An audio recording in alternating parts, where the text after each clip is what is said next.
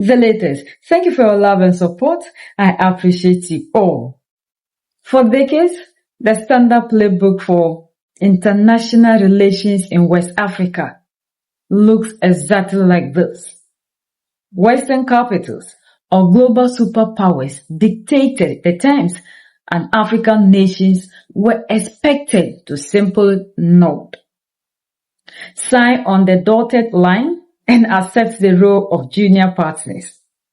But if you look closely at what is unfolding right now in Niamey, Niger, you are witnessing a profound tectonic shift in how African sovereignty is being defined, negotiated, and demanded on the global stage. We recently witnessed a highly symbolic and telling sequence of events at the Nigerian presidential palace, captured in the official broadcast, RTN. The President of the Republic, General of the Army, Abdurrahman Chiani are all in all held separate back-to-back audience with two very different foreign envoys, the newly appointed Turkish ambassador and the Spanish ambassador Gloria Muquiz-Ropono. On the surface, this might look like routine diplomatic theater, officials exchanging pleasantries, shaking hands, and reading prepared statements. But when you strip away the bureaucratic protocols and analyze the underlying narrative, this meeting reveals the new blueprint for African geopolitics. It shows a continent that is actively rewriting its foreign policy, moving away from paternalistic dependency and moving aggressively towards genuine mutual respect. To understand why this moment matters, we have to look at the historic baggage that has weighed down foreign engagement in Africa for generations. For too long, traditional Western powers approached the continent through a lens of charity, conditional aid, and structural adjustment. It was a relationship built on inequality, a dynamic where one side held the moral and economic high ground, and the other one, East Africa, was expected to change its internal policies just to receive basic financial support. Only a few days after the official presentation of his credentials, the Turkish diplomat in Niger is received by the President of the Republic. He came this Friday morning to reiterate to the head of state his country's readiness to always stand by Niger to make the already exemplary cooperation even more dynamic. I had the honor and privilege of having an audience with His Excellency the President, General of the Armies, Tiani.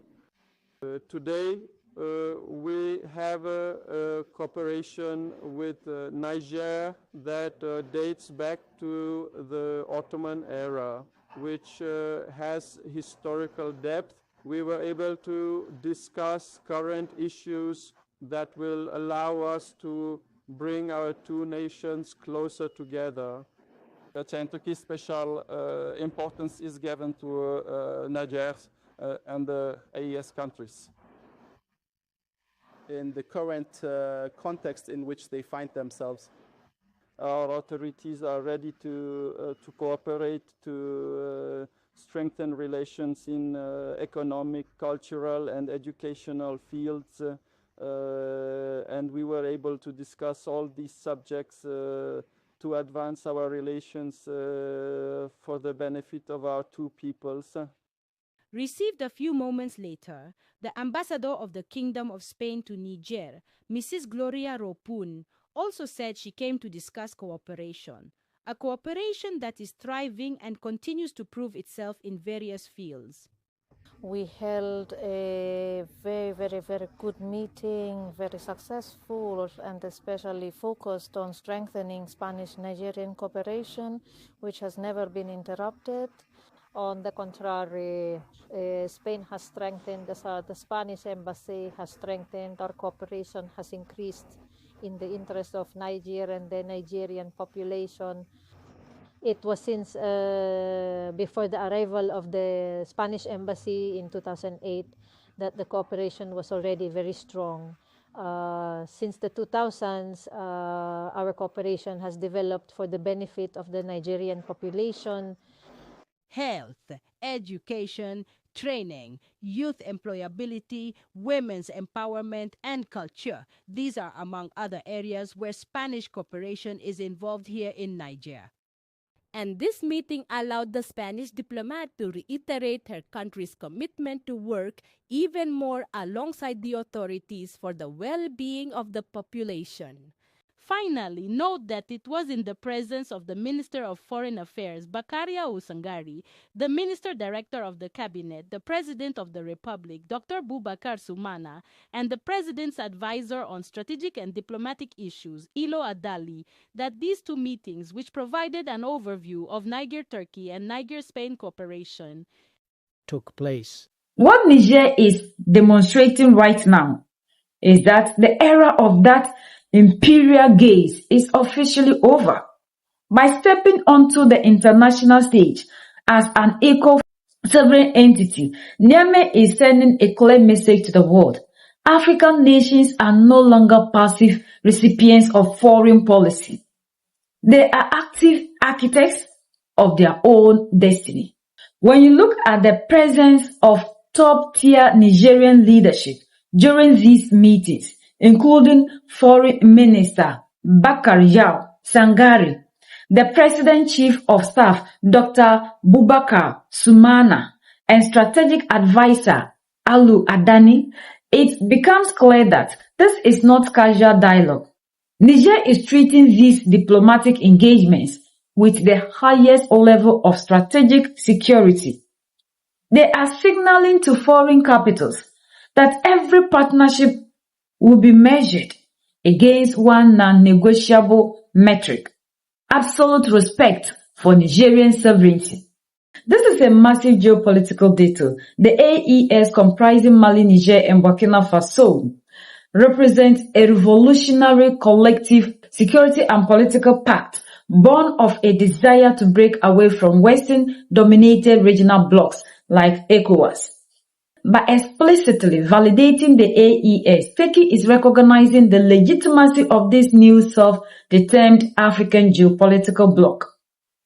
Ankara is signaling that it understands the current context of the region and is willing to engage with the Sahel on the Sahel's own terms, focusing on economic, culture, and educational cooperation that drives mutual growth, rather than conditional aid that compromise local autonomy. Right after the Turkish envoy departed, the narrative shifted to Spain, represented by Ambassador Gloria Marcuz Ropino. What makes the Spanish engagement fascinating is her emphasis on the fact that the Spanish-Nigerian cooperation was never interrupted, even during periods of extreme political transition and tension between Niamey and the broader European Union. While other European powers took a hard line, cutting off vital ties, imposing sweeping sanctions, and threatening intervention, Spain chose to maintain its diplomatic reach. The ambassador noted that this cooperation has been consolidating since the early 2000s, focusing heavily on the concrete grassroots sectors: health, education, youth employability, and women's empowerment. This reveals a sophisticated diplomatic calculus by Niger. True sovereignty does not mean isolating oneself from the West entirely. It means choosing how and with whom you engage. By continuing to work with Spain, Niger is proving that it is entirely open to pragmatic, functional partnership with European nations, provided those nations respect the host country's internal transition and focus on tangible human development rather than political lecturing. For decades, the global community treated Africa as a monolith single problem to be solved with Western blueprints. Today, Nations like Niger are completely flipping that script. Through strategic diversification, Africa will no longer allow people to determine its fate. We are not saying that we will not work with them, but the terms and conditions must not be determined by them. We have the right to decide what we think is right, and whosoever welcomes and respects our way of doing things, that same person is welcome on our soil. We are the only ones that can set ourselves free. United we stand, divided we fall, and united we keep standing forever and ever. The greatest enemy of the African is mental slavery. So let's decolonize ourselves from mental slavery. Let's keep sharing to educate our brothers and sisters. Together we'll make Africa great for ourselves and the next generations that are going to come. So that's the latest around the world in Africa, West Africa, in Niger.